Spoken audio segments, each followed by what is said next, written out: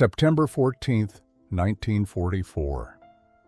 The Canadian prairie stretched endlessly beneath an autumn sky, golden wheat fields rolling toward distant horizons like waves frozen in amber. In a small work camp outside Medicine Hat, Alberta, something unprecedented was about to unfold. When the transport trucks arrived carrying German women, prisoners of war, the local population gathered along the fence line to witness their arrival. But among those watching were faces that would change everything the prisoners believed about their identity, their country, and their place in the world. The trucks rolled to a stop in clouds of prairie dust, their canvas covers concealing the cargo of 32 young women who had crossed an ocean as enemies of the Allied cause. These were members of the German Women's Auxiliary Corps, captured during the Allied advance through France and Belgium. They had served as radio operators, medical personnel, and administrative clerks for the Wehrmacht, believing they were defending their homeland against those who sought to destroy it. Now they found themselves in a landscape so vast and foreign it seemed like another planet entirely. 23-year-old Hilde Osterman was among the first to step down from the truck. She had been a radio specialist in Cologne before the war consumed everything she knew. Her hands still bore the calluses from endless hours transcribing encrypted messages. Her ears still rang with phantom static from equipment that no longer existed. She wore the remnants of her gray auxiliary uniform, the eagle insignia carefully removed by American processing officers, leaving only a faded outline where it had once proclaimed her allegiance. Her dark blonde hair was pulled back in a severe knot, her blue eyes scanning the unfamiliar terrain with a mixture of wariness and exhaustion. Beside her, Erna descended more slowly, her nurse's training evident in the careful way she helped the younger women navigate the truck's high step. At 25, she was one of the oldest in their group, her face bearing the premature lines of someone who had seen too much suffering in too short a time. She had worked in field hospitals near Hanover, tending to wounded soldiers whose injuries grew more horrific as Germany's defeats mounted. Her hands, once steady with scalpel and bandage, now trembled slightly from months of uncertainty and fear about what captivity would bring. Sofie Lindemann, at 21 the youngest of the three who would become inseparable during their captivity, stepped down last. She had been a supply clerk in Frankfurt, her meticulous record-keeping ensuring that German units received ammunition, food, and medical supplies. She had never fired a weapon, never seen combat directly, but she knew her work had contributed to the war machine that had devastated Europe. That knowledge sat heavy in her chest, a weight that grew heavier with each passing day as the reality of Germany's actions became clearer through Allied newspapers and radio broadcasts. Captain William Thornton stood waiting to receive them, his Canadian uniform crisp despite the prairie heat. He was 39 years old, a career military officer who had expected to spend this war in Europe, not managing prisoners in the wheat fields of Alberta. Captain Thornton had overseen the arrival of hundreds of prisoners during his military career, but never women, and never with the complications that came with this particular group. The Canadian government had designated this remote prairie location specifically because of its isolation and its unique demographic composition. Within a 50-mile radius lived one of the largest concentrations of German-Canadian settlers in Western Canada, families who had emigrated decades before the First War, who had built thriving farms and communities while maintaining their language and many of their cultural traditions. The military planners believed these settlers could provide labor supervision and cultural mediation that English-speaking Canadians could not. What they had not anticipated was the profound psychological impact this arrangement would have on everyone involved. As the women formed into lines for processing, Hilde noticed the crowd gathering beyond the fence. She had expected hostility, perhaps curiosity, certainly the contempt that captured enemies deserved from their victors. What she saw instead confused her. Many of the faces watching were undeniably German in their features, high cheekbones and fair complexions that could have belonged to people from her own neighborhood in Cologne. But these Germans wore clothing she had never seen, practical farmers' overalls and simple dresses that spoke of hard work and rural life, not the urban sophistication or military precision she associated with her homeland. One woman in particular caught her attention. She stood slightly apart from the others, her silver hair pulled back in a thick braid, her weathered face bearing the marks of decades spent in the prairie sun. She wore a faded blue dress and sturdy boots, her hands clasped before her in a gesture that seemed almost prayerful. But it was her eyes that struck Hilde most, pale blue and filled with an expression that was neither hostile nor sympathetic, but rather deeply curious, as if she were looking at a mirror that reflected something both familiar and strange. Erna noticed the same woman and felt a chill despite the warm afternoon.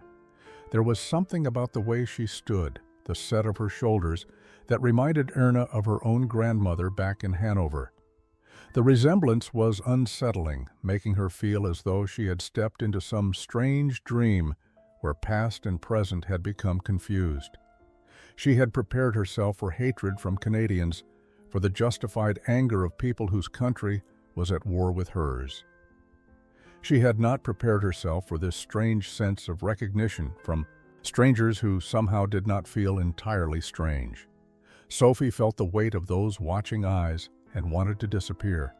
She had spent the entire journey across the Atlantic and then the Canadian interior trying to make herself small, invisible, hoping that if she just kept her head down and followed orders, she might survive this captivity and eventually return to whatever remained of her life in Frankfurt.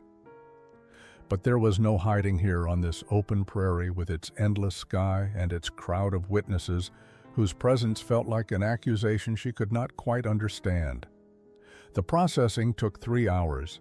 Each woman was photographed, fingerprinted, issued identification numbers, and basic supplies. Captain Thornton conducted the intake with professional efficiency, but Hilde noticed something unusual in his approach.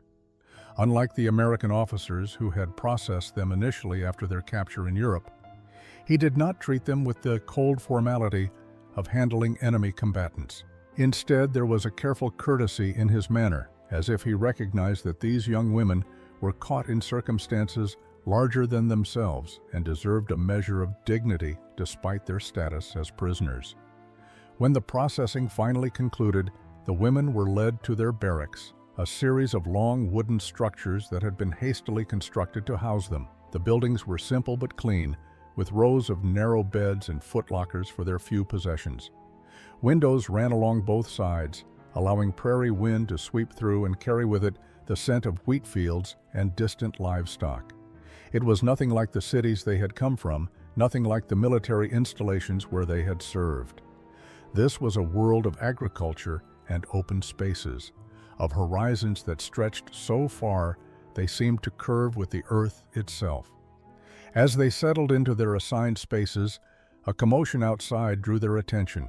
Through the windows, they could see several of the German-Canadian settlers approaching the barracks area, carrying what appeared to be large baskets covered with cloth.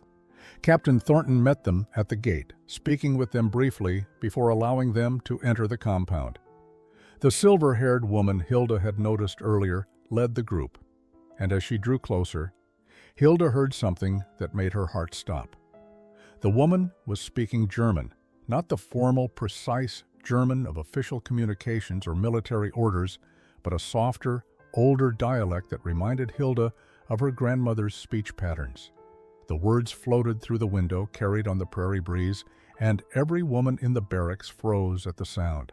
It was the language of home, but spoken here in this impossibly foreign place by people who were somehow both German and not German, familiar and utterly alien at the same time. Therese Brenner had lived in Canada for 35 years, but she had never forgotten the language of her childhood in Bavaria. She had left Germany in 1909, before the First Great War had torn Europe apart, before the rise of the regime that these young women had served. She had built a new life here, raised children who spoke both German and English, created a community that honored their heritage while embracing their new homeland. Now, looking at these prisoners who bore her people's features and spoke her people's language, she felt a complex mixture of emotions she could not fully name. The baskets contained food, simple but abundant. Fresh bread still warm from the oven, butter churned that morning, jars of preserves made from prairie berries, thick slices of smoked ham, and mason jars filled with cold milk. Therese Brenner had organized this offering over the protests of some community members who argued that enemy prisoners deserved no kindness. But she had insisted, and her position, as one of the settlement's founding members, carried weight that few could challenge. She remembered too well what it felt like to be far from home, to be viewed with suspicion by those who did not understand her language or her ways. Captain Thornton allowed the settlers to distribute the food in the common area of the barracks under his supervision. The German women approached the offering with visible hesitation, unsure whether accepting kindness from these strange Germans would constitute some form of betrayal or weakness. Hilde hung back, watching as the younger women reached tentatively for pieces of bread, their hunger warring with their pride and confusion. The bread smelled exactly like the loaves her mother used to bake, that same yeasty warmth that meant home and safety and all the things she had lost. Therese watched the prisoners with knowing eyes. She saw their hunger, not just for food, but for something familiar in this ocean of foreignness. She began to speak, her German flowing easily despite decades of disuse in formal conversation. "Welcome to Alberta," she said, her voice carrying across the room. "I know you did not choose to come here. I know you are far from home and frightened, but while you are here, you will not starve." Her words were simple, but they carried the weight of someone who understood exile, even if her own had been chosen rather than forced. Erna stepped forward first, drawn by the older woman's tone more than her words. She had been a nurse, trained to recognize genuine compassion versus its imitation, and she sensed no deception in this stranger's offering. She took a piece of bread and butter, the simple act feeling momentous in ways she could not articulate. When she bit into it, the taste transported her instantly back to her childhood kitchen in Hanover, to Sunday mornings when her family had gathered around the table before church, when the world had been simple and safe and whole. Sofie watched Erna accept the food and felt her own resolve weaken. She had promised herself she would maintain discipline, would not allow herself to be softened by enemy kindness that might be strategic rather than sincere. But the bread smelled so good, and she had eaten nothing but military rations and prison food for months. When Therese offered her a piece directly, looking into her eyes with something that resembled grandmotherly concern, Sofie found herself accepting despite her intentions. The butter melted on her tongue, rich and fresh, in a way she had forgotten food could be. The following morning brought the first work assignments. Captain Thornton had arranged for the women to assist with the harvest, a task that served multiple purposes. It would keep them occupied, provide useful labor during a critical season when Canadian men were overseas fighting, and allow supervised interaction with the German-Canadian community. The arrangement was experimental, unprecedented in the handling of prisoners of war.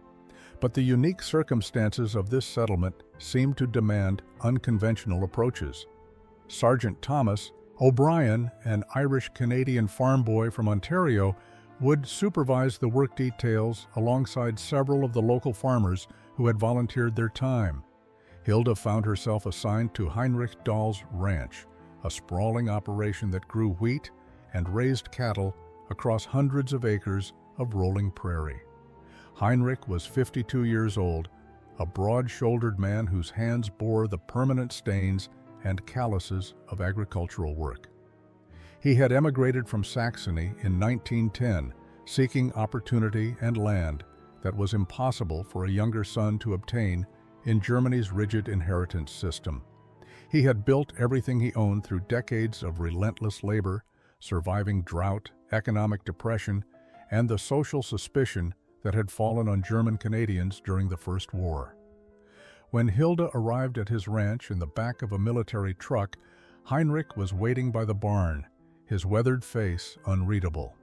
He looked at her for a long moment before speaking in German that carried a Saxon accent she recognized immediately. It was the dialect of her own region, words shaped by the same linguistic patterns she had grown up hearing.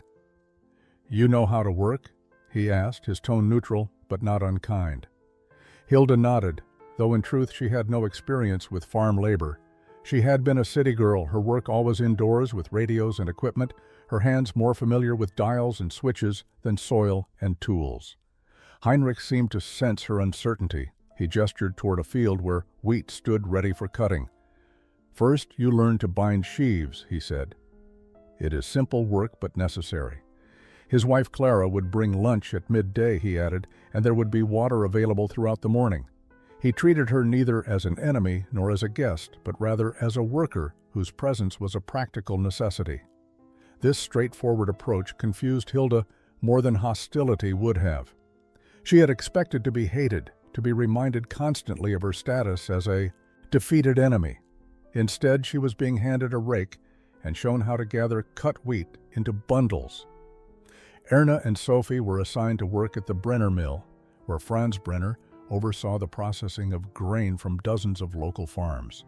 The work was dusty and demanding, requiring them to help sort grain, maintain equipment, and assist with the endless record-keeping that agricultural commerce demanded. Franz was a quiet man, less talkative than his wife Therese, but his actions spoke clearly. He demonstrated tasks patiently, corrected mistakes without anger, and expected competent work in return for fair treatment. 3 weeks into their captivity, the rhythm of work had begun to feel almost normal. Hilde's hands developed blisters that hardened into calluses, her city softness giving way to the physical resilience that farm labor demanded.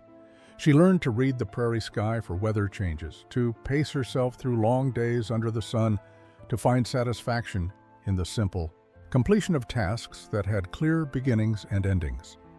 Heinrich Dahl spoke little during their work, but his occasional comments revealed a man who thought deeply about the world and his place in it. He asked her once about Cologne, about whether the cathedral still stood, and when she told him it had been damaged by bombing, his face showed genuine sorrow for architecture he had never seen, but somehow considered part of his heritage. Erna discovered that working in the mill provided unexpected intellectual engagement. Franz Brenner's operation was more sophisticated than she had initially assumed, involving careful calculations of moisture content, grain quality, and market prices. He began to rely on her mathematical abilities, her nurse's precision translating well to the exacting standards that grain processing required. She found herself discussing efficiency improvements with him, suggesting organizational changes that he implemented without hesitation.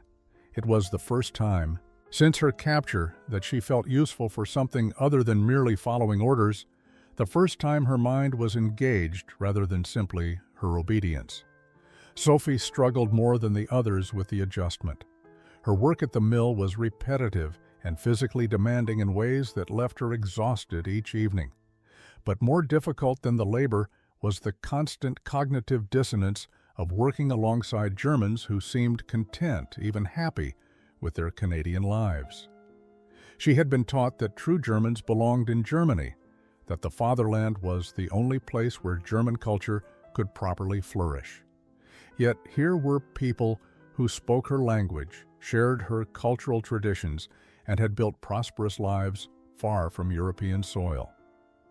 Their very existence challenged fundamental assumptions about identity and belonging that she had never questioned before.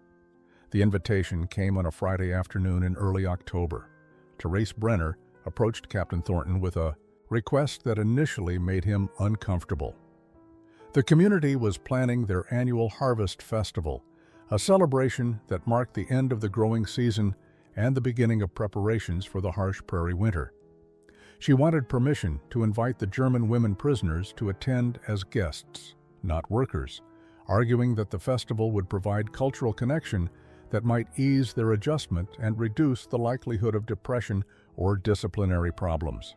Captain Thornton was skeptical, concerned about security and the appropriateness of allowing prisoners to socialize freely with civilians. But Therese was persistent, and she had allies.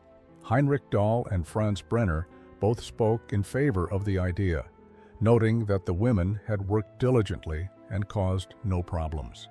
They argued that the festival would allow the prisoners to see what Germans could build when they chose peace and productivity over war and conquest.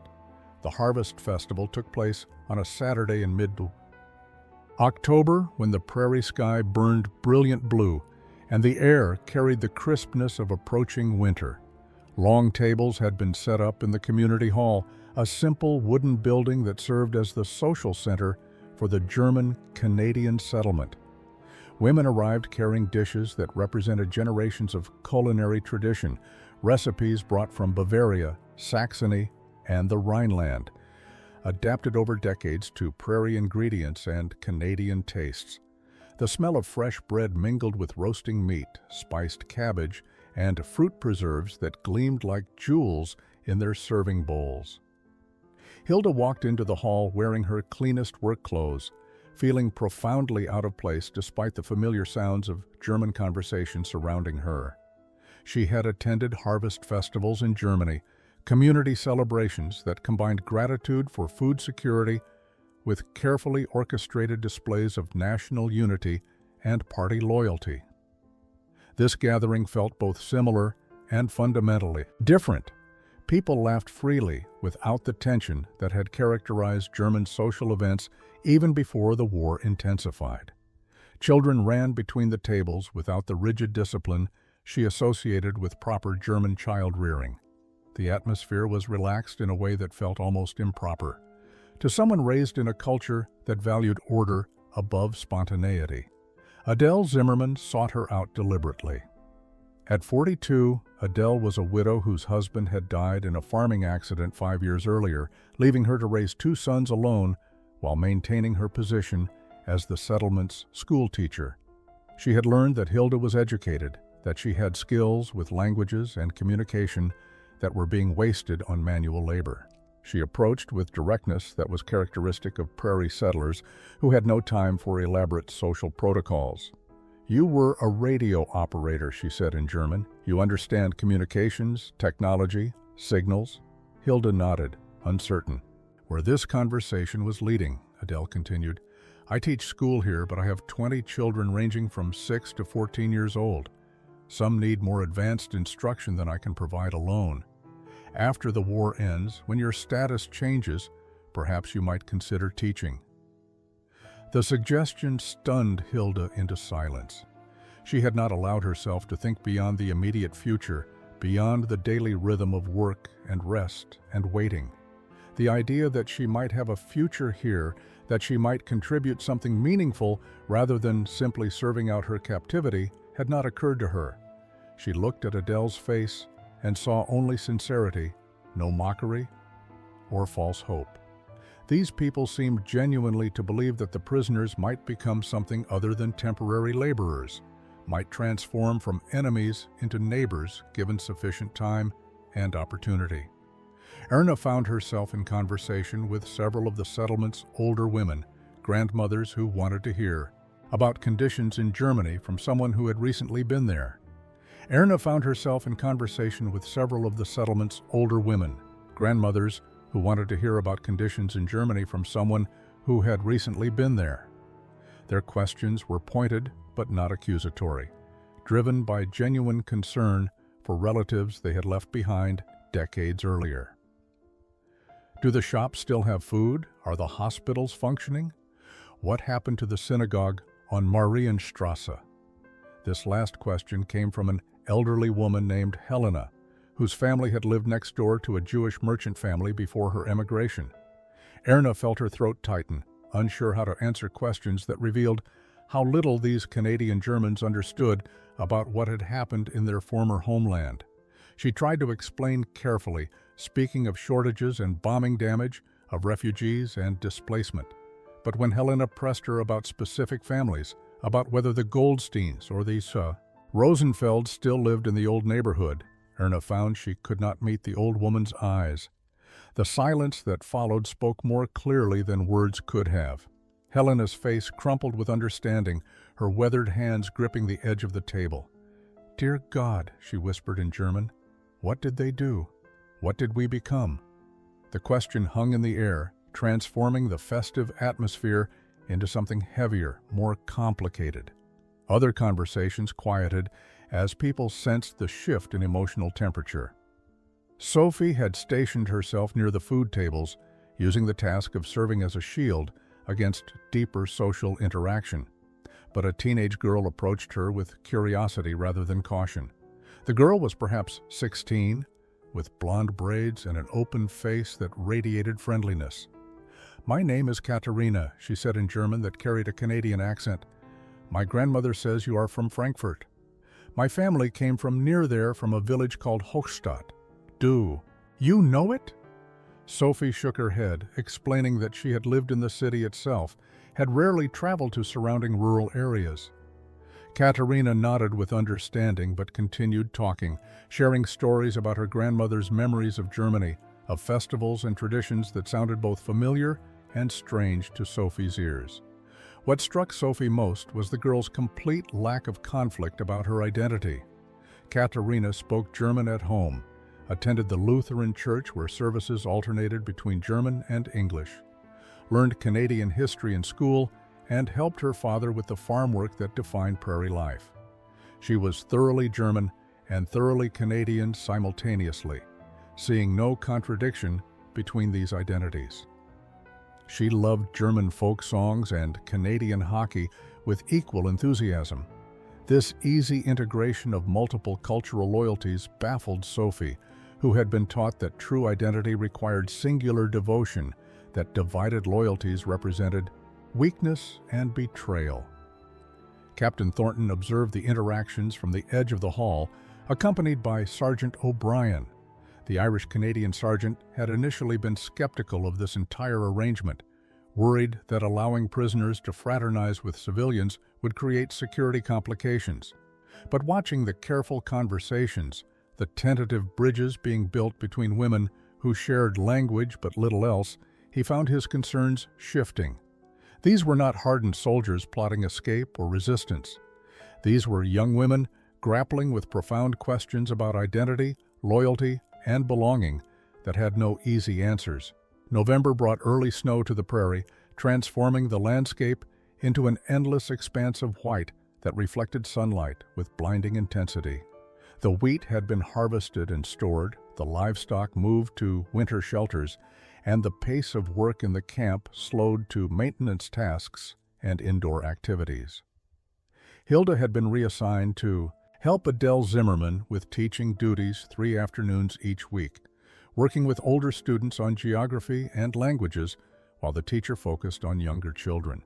The work engaged her mind in ways that physical labor could not, reminding her that she possessed skills beyond following orders and operating equipment. The children initially viewed her with wary curiosity, uncertain how to relate to someone who was simultaneously a prisoner and a teacher. But Hilde's natural patience and genuine interest in their learning gradually won them over. She found herself telling them stories about Cologne, about the great cathedral and the Rhine River, about a Germany that existed before the war consumed everything beautiful about it. She carefully avoided any mention of military service or political ideology, focusing instead on art, music, and cultural traditions that transcended the regime that had betrayed them all. Erna had become indispensable at the Brenner Mill, her organizational skills and mathematical precision improving efficiency in ways that Franz openly praised. He had begun teaching her about agricultural economics, about the complex web of relationships between farmers, mills, grain elevators, and distant markets that determined success or failure for everyone in the community. She discovered she had an aptitude for this work, could see patterns and opportunities that her medical training had prepared her to recognize even in this completely different context. Franz mentioned casually one day that after the war, when her status changed, there might be permanent employment available for someone with her abilities. Sofie remained more isolated, struggling with questions that grew heavier as winter closed in. She watched her companions begin to build connections, to imagine futures that did not involve returning to Germany, and felt both envious and betrayed by their apparent acceptance of defeat. She still believed, or wanted to believe, that Germany would somehow prevail, that the war would end with terms that allowed them to return with dignity rather than shame. But the news that filtered through official channels told a different story. The Allied advance continued relentlessly, Germany's borders shrinking as its armies retreated on all fronts. Captain Thornton received authorization from his superiors to allow a Christmas celebration, recognizing that the approaching holiday would intensify homesickness and depression among his prisoners. Therese Brenner immediately offered to coordinate festivities that would honor German traditions while acknowledging the reality of their captivity. She understood that Christmas could be a bridge between past and present, a way to maintain cultural identity while beginning to imagine new possibilities. She approached the planning with the same practical wisdom she brought to all her community leadership, consulting with the prisoners about what traditions mattered most to them, while being realistic about what was possible given their circumstances. The preparations became a collaborative effort that drew the entire settlement into participation. German-Canadian women taught the prisoners how to make traditional cookies with ingredients available in Canada, adapting recipes that had themselves been adapted from European originals. Christmas Eve arrived cold and clear, stars brilliant in the prairie darkness. The community hall had been transformed with evergreen branches, candles, and simple decorations that evoked German traditions without the martial symbolism that had corrupted them.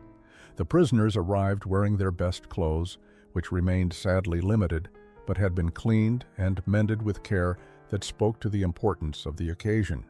Someone had provided them with small sprigs of pine to wear, a gesture that acknowledged their displacement while welcoming them into the evening celebration. The service began with carols sung in German, voices harmonizing with a precision that came naturally to people raised in a culture that valued musical excellence. Hilde found herself crying silently as they sang "O Tannenbaum," the familiar melody unlocking memories of Christmases before the war, of family gatherings that would never happen again, of a lost innocence that could not be recovered. Around her, other women wept as well, their grief witnessed and accepted by their hosts without judgment or discomfort. The Canadian Germans understood this sorrow, remembered their own first Christmases in a foreign land when homesickness had seemed unbearable. But then something shifted. Katerina, the teenage girl who had befriended Sofie, stood to sing Silent Night in English. Her clear young voice transformed the familiar carol into something both strange and beautiful, the English words giving new meaning to a song the prisoners had known their entire lives. When she finished, Adele Zimmerman rose and spoke briefly about the carol's origins, how it had been written in Austria over a century earlier and had traveled around the world, translated into dozens of languages, embraced by cultures far from its Germanic roots. The song itself, she suggested, demonstrated how the best of German culture could flourish anywhere, could bring light to any darkness when freed from the political ideologies that had tried to claim it exclusively. After the service, tables were laden with food that represented a fusion of German tradition and Canadian abundance. There was roasted goose and venison from local hunting, potato salad made with prairie potatoes, fresh bread baked in outdoor ovens, and desserts rich with butter and sugar that had been carefully rationed and saved for this occasion. The prisoners ate slowly, savoring flavors that connected them to memories of better times while acknowledging the generosity of people who had chosen kindness over justified resentment. Erna found herself seated between Therese Brenner and Helena, the elderly woman who had wept upon learning the fate of her former Jewish neighbors. Helena spoke softly about her own first years in Canada, about how terrifying it had been to leave everything familiar, to struggle with a new language and strange customs. But she had survived, had built a life richer than anything possible in the rigid class structure of the Germany she had left. She reached across the table and squeezed Erna's hand. "You will survive this too," she said with quiet conviction. "You will become someone new, someone better than who you were. It is a gift, this forced transformation, though it does not feel like one yet." January 1945 brought brutal cold to the prairie, temperatures dropping so low that exposed skin froze in minutes and breath crystallized instantly in the air. The prisoners' work shifted entirely indoors, focusing on maintenance tasks, food preparation, and educational activities that Captain Thornton encouraged as better for Kara. Morale than idle time. Hilde's teaching duties expanded to 5 days each week, working alongside Adele Zimmerman in the schoolhouse that served the settlement's children. She discovered she had a natural gift for explaining complex ideas in simple terms, for recognizing when a student struggled, and finding alternative approaches that made understanding possible. The children had stopped seeing her as a prisoner and began treating her as a proper teacher, asking questions about everything from grammar to geography to the nature of war itself. This last topic made Hilde profoundly uncomfortable, unsure how to explain to innocent children the sequence of choices and circumstances that had led their teacher to be standing before them as an enemy prisoner. One boy, perhaps 12 years old, asked her directly why Germany had started the war. Hilde found herself unable to provide the propaganda answers she had once believed, but equally unable to articulate a truth she was still struggling to understand herself.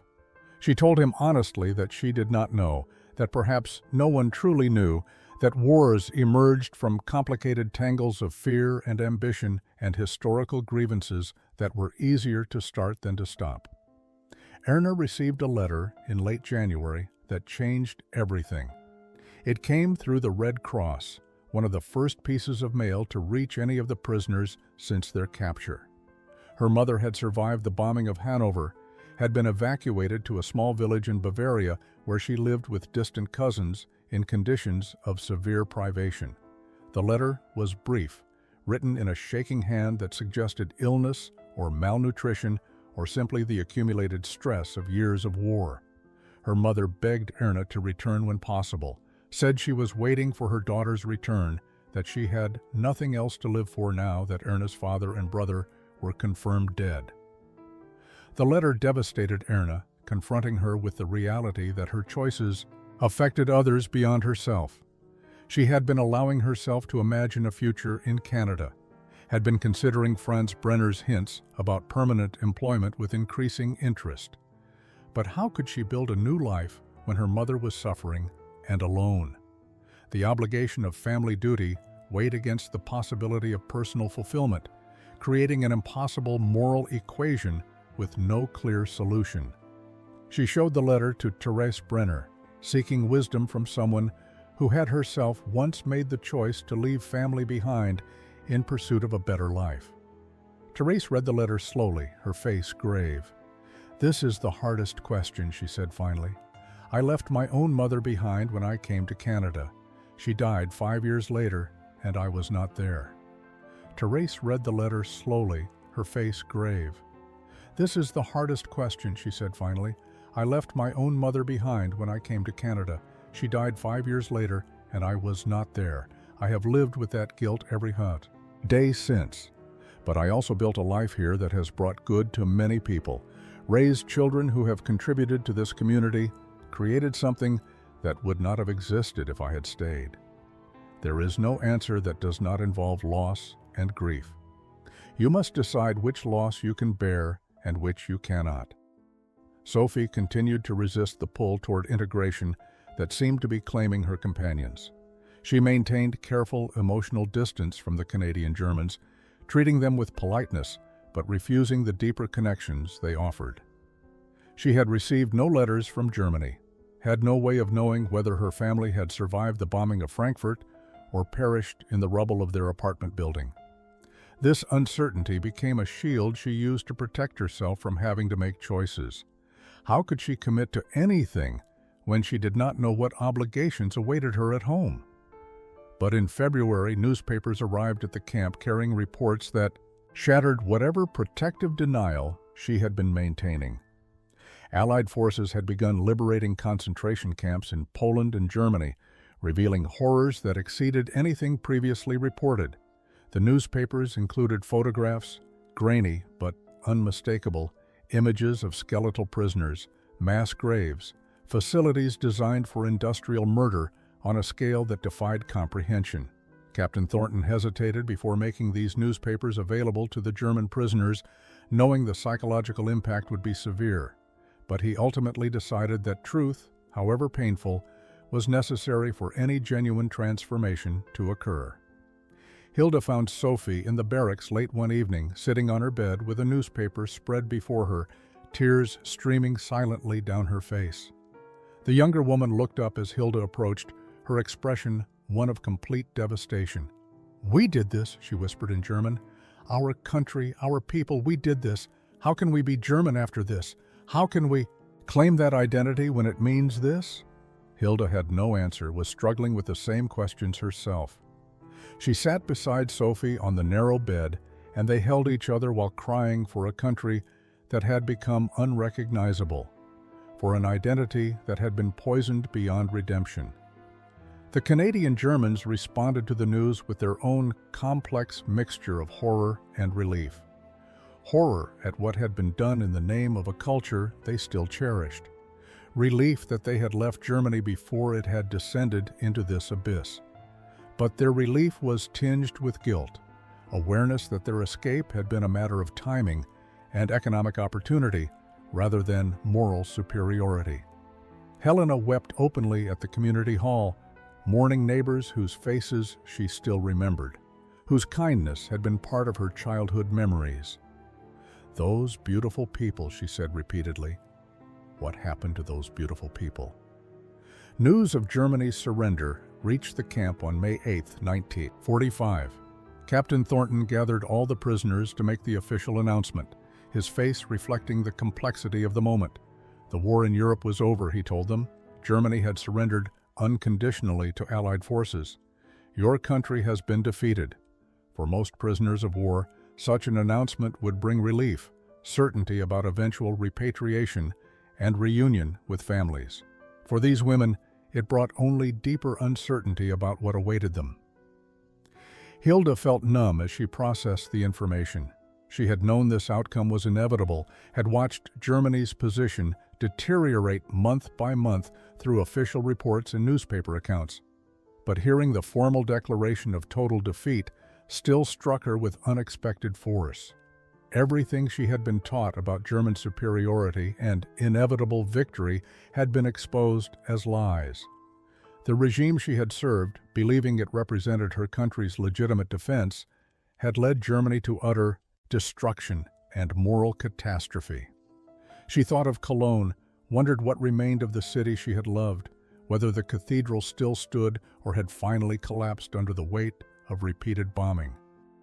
Erna's first thought was of her mother, alone in Bavaria with no resources and failing health. Surrender meant the borders would eventually reopen, that mail service would be restored, that she might be able to send money or supplies to help her mother survive. But it also meant she would soon face the choice she had been avoiding, whether to return to Germany and fulfill her filial obligations or remain in Canada and pursue the life she had begun building. Franz Brenner had offered her a partnership in the mill operation, a business arrangement that would give her real stake in the enterprise's success. It was an opportunity that would have been impossible for a woman in Germany, where traditional gender roles remained rigidly enforced, even as the war had demanded female labor. Sofie felt something close to relief, though she would not admit it even to herself. The war's end meant she could stop hoping for German victory, could release the tension of maintaining loyalty to a cause that had become indefensible. But relief was accompanied by shame at feeling relieved, as if her emotional response constituted another betrayal of everything she had been raised to believe. She found herself unable to celebrate or mourn, trapped in a suspended state between identities that no longer fit, and futures she could not yet imagine. The Canadian Germans responded to the news with cautious optimism. The war's end meant their own sons and grandsons serving in Canadian forces would eventually come home. It meant restrictions on their community would likely ease, that the subtle discrimination they had faced as Germans in an allied country would diminish. But they also worried about what the prisoners' repatriation would mean. Many had grown genuinely fond of these young women, had invested time and emotional energy in helping them adapt and grow. The prospect of their departure created an unexpected sense of loss. Captain Thornton received official orders regarding repatriation procedures in early June. All German prisoners of war in Canada would be processed for return to Europe beginning in August, transported through displaced persons camps where they would be held temporarily before being released to return to their home regions. The process would be orderly and systematic, designed to avoid overwhelming the occupation authorities who were struggling to manage millions of refugees, displaced persons, and former prisoners across devastated Germany. He called a general assembly to inform the women of the timeline and procedures they could expect. The announcement created immediate tension within the prisoner population. Some women expressed relief, eager, despite everything, to return home and search for surviving family members. Others grew visibly anxious, their faces reflecting fear about what they would find upon return. A few, including Hilde and Erna, remained silent, their expressions carefully neutral as they processed implications that went far beyond the logistics Captain Thornton was describing. Sofie surprised everyone by asking directly whether prisoners would be permitted to request delayed repatriation or alternative arrangements, whether circumstances might allow someone to remain in Canada if they could demonstrate compelling reasons. Captain Thornton paused before answering, choosing his words carefully. "The official policy is repatriation for all prisoners of war," he said. "However, there are provisions for exceptional circumstances, particularly for individuals who can demonstrate that return would place them in immediate danger or who have secured sponsors willing to vouch for them as potential immigrants. Such cases require extensive documentation and approval from multiple government agencies. The process is complicated and has no guaranteed outcome, but it exists." His answer was diplomatic, neither encouraging nor discouraging, presenting facts without judgment about how the women might choose to use that information. After the assembly, Therese Brenner approached Captain Thornton with a direct proposal. She wanted to sponsor 3 of the prisoners, Hilde, Erna, and Sofie, for immigration status that would allow them to remain in Canada permanently. She had discussed this possibility with her husband Franz and with several other community leaders who were willing to provide supporting documentation and employment guarantees. The women had proven themselves through months of reliable work and genuine cultural integration. They had skills the community needed, teaching, medical knowledge, and administrative abilities that were in short supply in rural areas where most young people had left for military service or urban employment. Captain Thornton listened with interest, but also concern. Such sponsorships would require him to formally recommend that these enemy prisoners be allowed to become Canadian residents, a recommendation that would be scrutinized by his superiors and could affect his military career if it proved controversial. He asked for time to consider the request, to consult with higher authorities about the feasibility and appropriateness of such an arrangement. Therese agreed, understanding that she was asking him to take professional risks on behalf of women he had known only a few months. The next 2 weeks brought intense private discussions among the prisoners as they grappled with choices that would define the rest of their lives. Hilde found herself torn between competing obligations and desires that seemed impossible to reconcile. Adele Zimmerman had formally offered her a teaching position, a real job with salary and professional standing that would begin immediately if she could secure immigration status. The work fulfilled her in ways she had never experienced, gave her purpose and dignity that transcended mere survival. But accepting meant permanently leaving Germany, meant becoming, in some sense, a traitor to her homeland, even as that homeland had betrayed everything she had believed it represented. She wrote long letters to relatives whose survival and location remained uncertain, trying to explain decisions she had not yet made to people who might no longer exist. She described Canada, the vast prairies and endless sky, the German settlers who had built prosperous lives far from European soil. She tried to articulate how working with children had given her a future she could believe in, how teaching represented a form of redemption for her service to a regime whose evil she now understood. But she could not bring herself to explicitly state that she might choose to stay, might choose this new life over return to whatever remained of Cologne. Erna struggled with her mother's letter, which she read repeatedly until the paper grew soft and fragile from handling. The words were a claim on her conscience, a reminder that duty to family superseded personal ambition or comfort. Yet Franz Brenner's offer represented an opportunity that would never be available to her in Germany, where women remained excluded from business ownership and decision-making authority regardless of their abilities. She had discovered talent she never knew she possessed, had proven herself capable of work that engaged both her analytical mind and her organizational skills. Returning to Germany meant abandoning these newfound capacities, returning to a limited role that would waste everything she had learned and become. Sofie had received no letters, had no concrete information about her family's fate. This absence of knowledge became both a burden and a strange kind of freedom.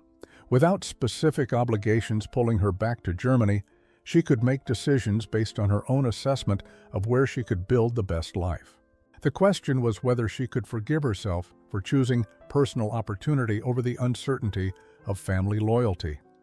She had spent so much energy resisting integration, maintaining emotional distance from the Canadian Germans who offered friendship and acceptance. Now she wondered whether that resistance had been principle or simply fear, whether her loyalty to Germany had been genuine conviction or merely the path of least psychological difficulty.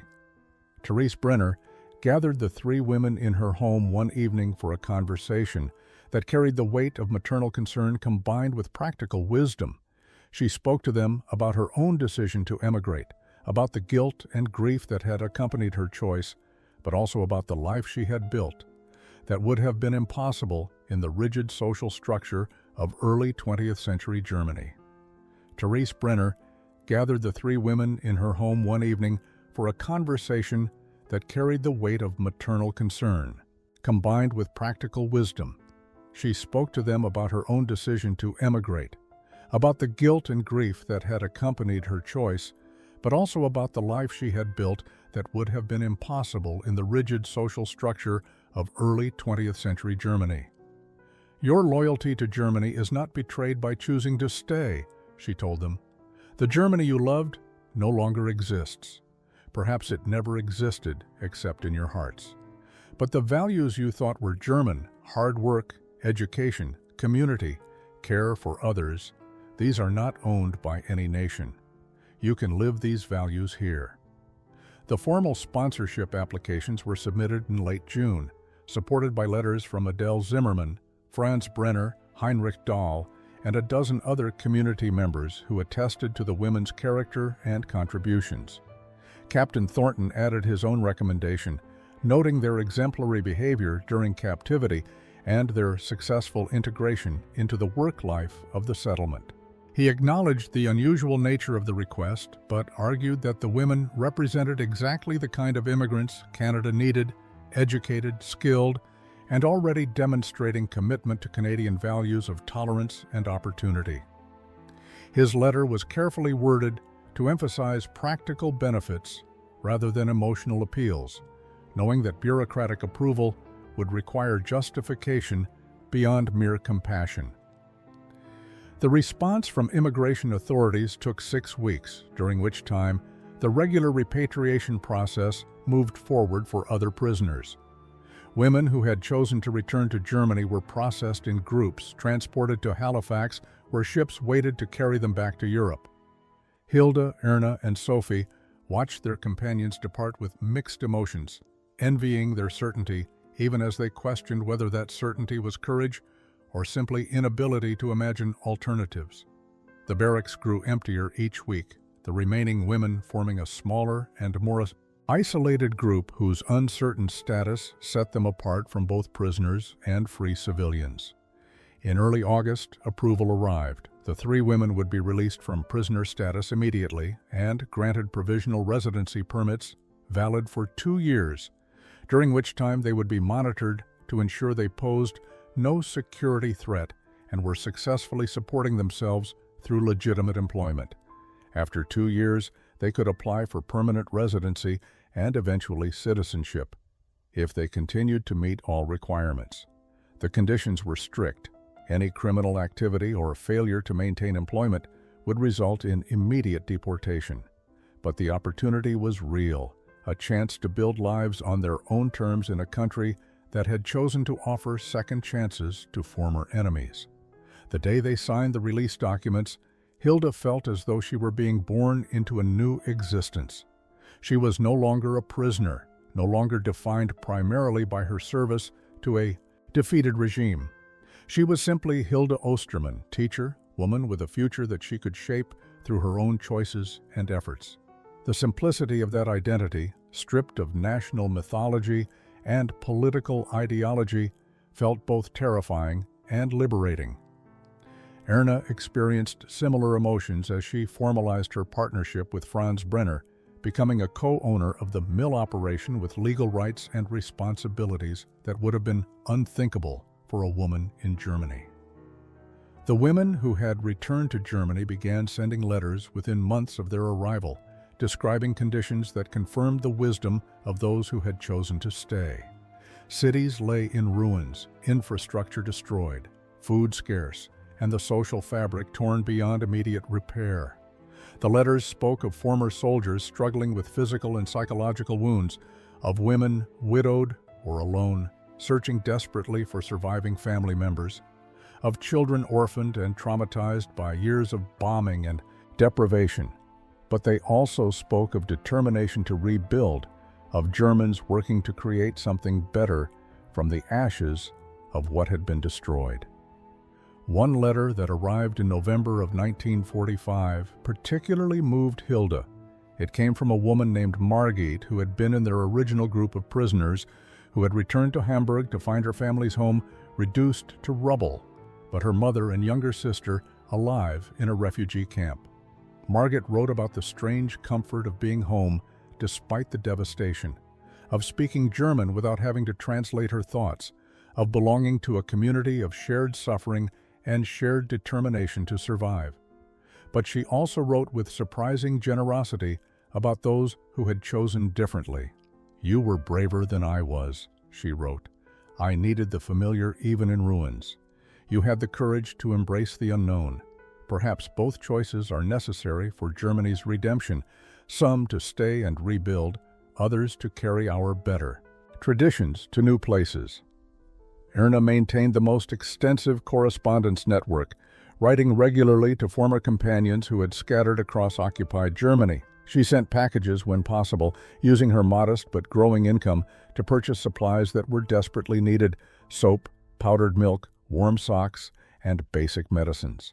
She felt the weight of survivor's guilt, awareness that her comfort in Canada was built partly on the accident of having been captured and sent to this particular camp rather than one of the many others where such opportunities for transformation had not existed. Her packages were a form of penance, an acknowledgement that her good fortune carried obligations to those less fortunate. Sofie struggled most with the distance from Germany, despite having made the deliberate choice to stay. She had finally received confirmation through Red Cross channels that her parents had died in the bombing of Frankfurt, that she had no siblings or close relatives who had survived. The news should have freed her from obligation, should have made her choice to remain in Canada feel clearly justified. Instead, it intensified her sense of dislocation, made her feel unmoored from any heritage or history. She was German by birth, but Canadian by choice, belonging fully to neither identity while carrying elements of both. Therese Brenner recognized Sofie's struggle and spent considerable time helping her understand that identity was not a fixed inheritance, but rather something continuously created through daily choices and commitments. "You are German and Canadian," she told Sofie, "not despite staying here, but because you stayed. You carry German culture forward by living it authentically in a new context. This is not betrayal, but transformation." Slowly, Sofie began to accept this perspective, to see her hybrid identity as a strength rather than a weakness.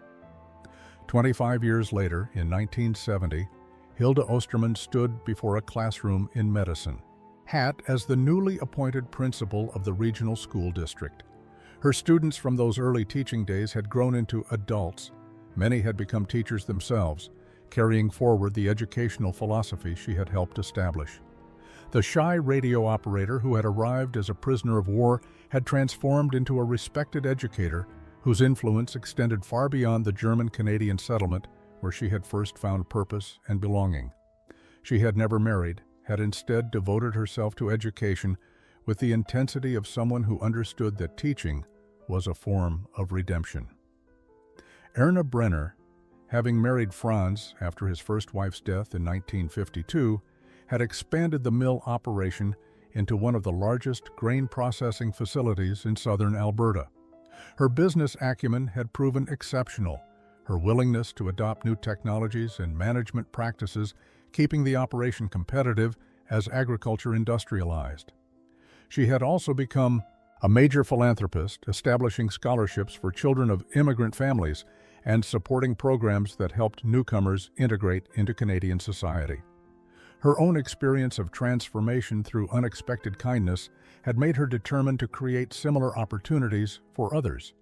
Sofie Lindemann had found her calling in social work, helping refugees and displaced persons navigate the complicated process of building new lives in Canada.